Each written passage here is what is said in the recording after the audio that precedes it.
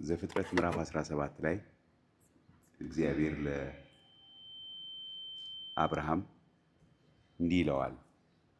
እድሜው 99 ዓመት በሆነ ጊዜ ተገልጦለት እኔ ሁሉን ቻይ አምላክ ነኝ፣ በፊቴ ተመላለስ፣ ነቀፋም አይኖርብህ፣ በእኔና በአንተ መካከል የተመሰረተውን ኪዳን አጸናለሁ፣ ዘርንም እጅግ አበዛለሁ ይላል። ይህንን ክፍል ያነበብኩት እንዴት ነው? ልክ አሁን ወንድም ሚኪ እንዳለው የተለያዩ ስሜቶች በውስጣችን ይሰሙናል እና የሚሰሙን ስሜቶች ትክክል አይመስሉንም እና ለምሳሌ ጌታ ኢየሱስ ያንን ምሳሌ የመሰለው አሁን ቅድም የጠቀሰውን ምሳሌ ደስ ስላለው ይመስላችኋል?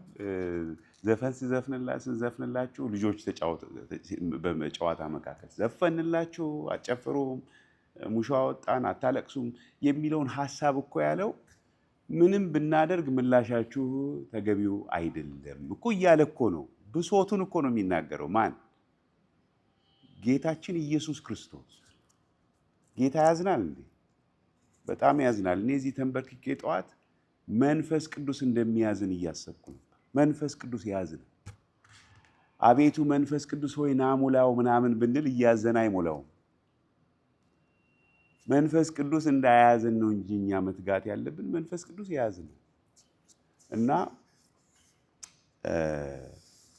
ምንድነው አንዳንድ ጊዜ በጣም ያበዛ ነው ያካበድን ሁሉ ይመስለናል። እያካበድን ነው እንደው በጣም አበዛ ነው አከረር ነው እንዴ ነገሩን እንላለን። ለምሳሌ ለቀቅ አድርገው እንጂ ትንሽ ይላል ሰው። በቃ ትንሽ ተወት አድርገው ምንም አይደለም። አንዳንዴ ትንሽ ብንዋሽም ምንም አይደለም። ትንሽ እዚህ ጋር if we cut corners it's okay የሚል ስለሆነ የዓለም አካሄድ ወይም የምንኖርበት ማህበረሰብ አካሄድ በቃ የሆነ ትክክል ያልሆነ ነገር ያለን ይመስለናል። እና እንደዚህ አይነት ሀሳብ ከየት ነው የመጣው በልቤ ብዬ አሰብኩኝ። ለምንድን ነው እንደዚህ ማስበው ብዬ ሳስብ ወደ ኋላ ተመለከትኩ። ጌታን ከተቀበልኩ በኋላ የእግዚአብሔር ቃል እንዲህ ይል የለም እንዴ ስል በነበርኩባቸው ገና አዲስ ሆኜ ጀምሮ አጠገቤ ከነበሩ ክርስቲያኖች ጋር የእግዚአብሔር ቃል እንዲህ ይል የለም እንዴ ስል የሆነ እንደ ስትሬንጅ ነው የሚያዩ። የሆነ ምን ሁሌ በቃ የሚሉ ይመስለኛል። ሁሌ በቃ ሁሉ ነገር ላይ እግዚአብሔር ቃል በቃ ተወት አድርገን እንጂ የሚሉ ነው የሚመስለኝ። እና በዚህ ብለው መዝሙር አገልግሎት ውስጥ ነበርኩ፣ ኳየር ውስጥ ነበርኩ።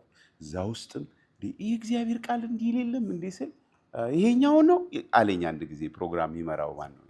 ኳየራችን መሪ። ይህን ጥቅስ ማለት ነው? አዎ አንተማ ታውቀዋለህ፣ ግን ለማያውቁት ነው።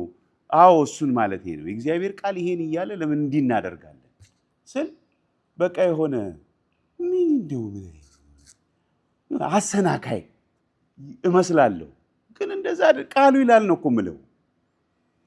እና ከዚህ የተነሳ የሆነ ስትሬንጀር እንደሆንኩ እንዲሰማኝ ብዙ ጊዜ በዚህ ነገር ውስጥ አልፍ ነበር። ለዓመታት ማወራችሁ ጌታን ወንጌል የገባኝ እኔ ወደ 1990 መጨረሻ ላይ ነው በፈረንጅ። እና በቃ የመጀመሪያዎቹ 4-5 ዓመታት ከባድ ነበሩ ለኔ። በቃ ምክንያቱም የማነበው አንድ ነው፣ ያሉት ሰዎች የሚናገሩት ቤተክርስቲያን የሚያገለግሉት ሰዎችም ጭምር የሚሉት ሌላ ነው። እና ከዚህ የተነሳ ምን አይነት አስተሳሰብ ውስጥ የተፈጠረ ብዬ አሰብኩኝ። ስለ ራሴ ምንድን ነው የገነባሁት አስተሳሰብ ብዬ ሳስብ እዚህ ሀገር ምን ይባላል? ቆዳችሁ ምን መሆን አለበት? ወፍራም መሆን አለበት። ቲክ ስኪን ያስፈልጋቸዋል። በቃ ቲክ ስኪን፣ በቃ እነኚህ ሰዎች የፈለጉትን ይበሉ የሚል ሞድ ውስጥ ገባሁ በእነኛ ዓመታቶች ማለት ነው። እና አላስነካም፣ በቃ እነሱ የፈለጉትን ይበሉ እኔ ያመንኩትን አላስነካም የሚል በቃ የመከላከል ሁኔታ ውስጥ ገባሁ ለረጅም ጊዜ፣ አጭር ጊዜ አይደለም። ምክንያቱም ግድ አይሰጣቸውም። አብሬያቸው የኖርኩ ክርስቲያኖች ለእግዚአብሔር ቃል ግድ አይሰጣቸውም። ሰባኪዎቹ ግድ አይሰጣቸውም። እንደውም በቃ የእግዚአብሔር ቃል ስትጠቅሱ ራሱ የሆነ በቃ እንቅልፋቸው የሚመጣ ሁሉ ነው ይመስለኝ። እኔ ዝም ብዬ አይደለም የማወራው፣ ረጅም ዓመት የገጠመኝን ነገር ነው ብነግራችሁ እና በኋላ እና ጌታ ሆይ አንተ ምን ትላለህ አልኩኝ። ጌታ ምን ትላለህ እንዲህ ብዬ ካልኩ በኋላ ማለት ነው ምን ትላለህ ብዬ ዝም አልኩ። ይሄ ክፍል ወደ ልቤ መጣ። በፊቴ ተመላለስ። ሰዎች የፈለጉትን ያርጉ፣ አንተ ግን በፊቴ ተመላለስ። ለምን? እግዚአብሔር ያያል፣ ሁሉን ነገር ያያል። እግዚአብሔር ኤሊና ልጆቹ የሚያደርጉትን ያያል፣ ሳሙኤልንም ያያል። እግዚአብሔር የማያየው ነገር የለም። አንተ በፊቴ ተመላለስ። ሰዎች ምን ይላሉ ብዬ የሆነ ነገሩን እንድቀይር አይደለም፣ በሚያሳዝን ሁኔታ እንድደሰት አይደለም፣ ትክክል ያልሆነውን ነገር ትክክል እንደሆነ አድርጌ እንድቆጥር አይደለም እግዚአብሔር የሚለው። እንደዛ ካደረግን ነገሩ ይበለሻሻል። ስለዚህ በአንድ በኩል እንደ ጌታ ደቀ መዛሙርት ብቻችንን መቆም መቻል አለብን። ብቻችንን ብቻውን እንደ ጌታ ደቀ መዝሙር መቆም የቻለ ሰው ነው እውነተኛ ክርስቲያናዊ ህብረትን መለማመድ የሚችለው። ያለበለዚያ ክርስቲያናዊ ህብረታችን የደቀ መዝሙርነት ሳይሆን የእድር አይነት ይሆናል።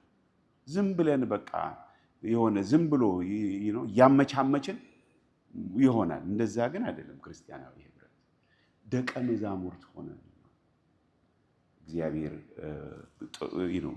ህብረትን ልንለማመድ የሚገባውና ስለዚህ በፊቴ ተመላለስ አለው አብርሃም። 99 ዓመቱ ነበር። ነገሩ ሁሉ ያበቃ ያለቀ ይመስላል። ግን እኔ ኤልሻዳይ ነቀፋ አይኖርብህ፣ በፊቴ ተመላለስ።